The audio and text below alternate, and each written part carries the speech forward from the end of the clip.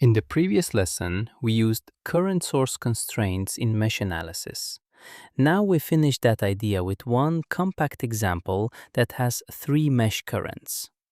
The middle 5 ampere current source sits between the lower left and lower right meshes, so it creates a supermesh constraint.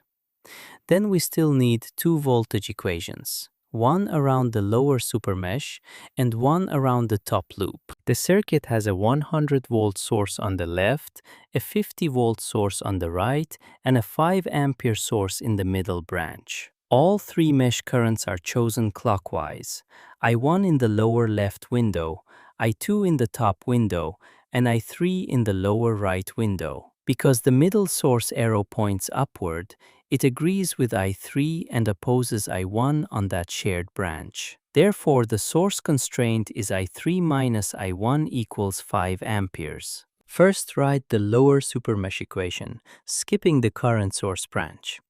Starting through the 100-volt source as a rise gives 100 minus 3 times I1 minus I2, minus 2 times I3 minus I2, minus 50, minus 4 I3 minus 6 I1 equals 0. This simplifies to 9 I1 minus 5 I2 plus 6 I3 equals 50. For the top loop, only the 10 ohm, 2 ohm, and 3 ohm resistors appear.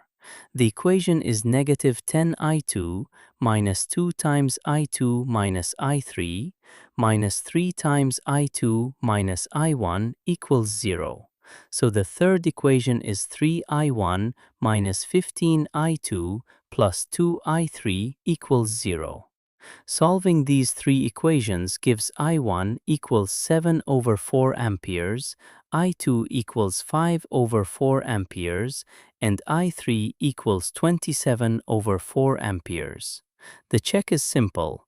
I3 minus I1 is 27 over 4 minus 7 over 4, which equals 5 amperes. This example is a good pattern to remember.